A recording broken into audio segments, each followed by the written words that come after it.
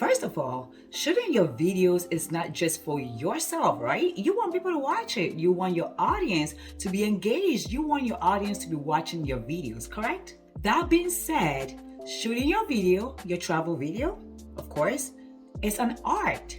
It's being creative. It's also telling a story. And a story that you want your audience to follow so they can feel like they are also on the trip with you. So the very first step of shooting your travel video is preparation. So in this part of preparation, you got to ask yourself these things. Are you shooting the video for inspiration? Are you shooting the video to tell a story? Are you shooting the video to educate? Or are you just shooting the video for the fun of it? Because answering these questions will help you determine on how the video should go. So even though I recommend having a plan in place and knowing exactly what you want to shoot, there are sometimes you go on these trips and things happen and it's not planned. But that's okay, because that is what makes it more fun. Because of course, you can always plan everything, but you must do your research.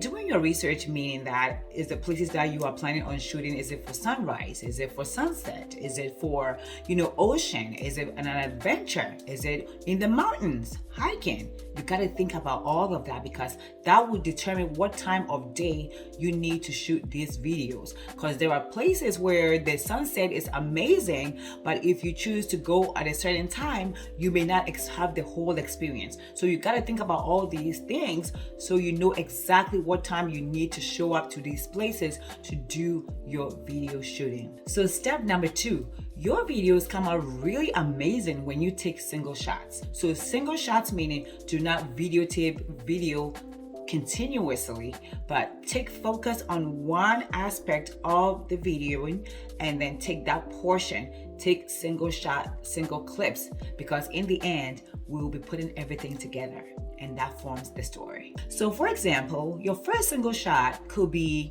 just going on a plane. You show everybody how going on the plane is like. So you just, you show your ticket and then you go on the plane, get in your seats and all that. That could be your first single shot scene. And your second scene could be arriving at the airport of your destination. You could just shoot everything when you get to the airport. And your third scene could be going to a restaurant with your friends or whomever you're traveling with, just taking a few single shots of the restaurant and the food you are eating.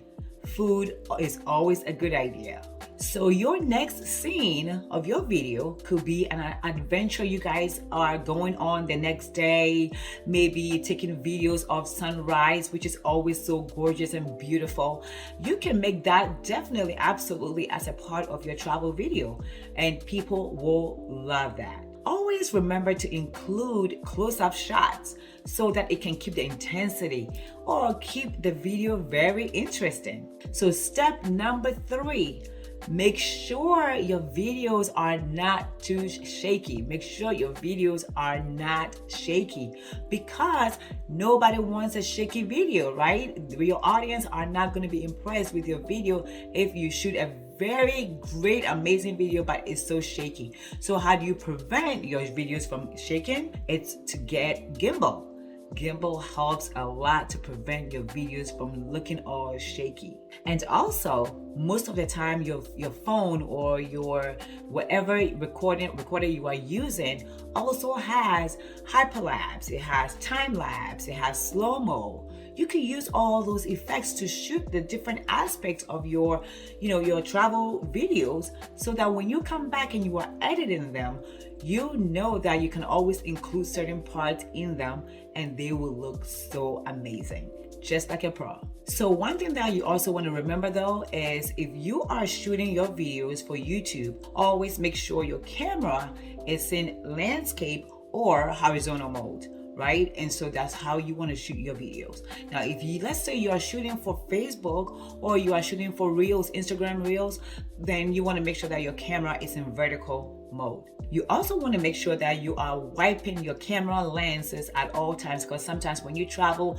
you have food, you're sweating, you are all of that, right? So you want to make sure that your camera lens is always looking clear and looking clean so that your videos come out great. So there are also drone shots that you can also use, but that's another whole topic for next time. So for now, we're going to stick with shooting your videos 101 with your camera or your simple camera that you can take amazing single shots of. So the last part is the editing part. It's the editing part. You have to get back from your vacation. Everything is great. You're all about to get all this magic happen by connecting all the clips that you have shot together.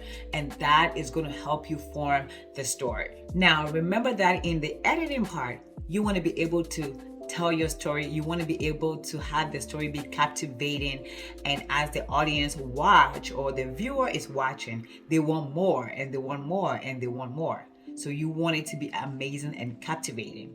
Now, a good travel video always tells a story, and it gives the viewer an idea of where they have never been to. And most of the time, they will feel like they are on the journey with you.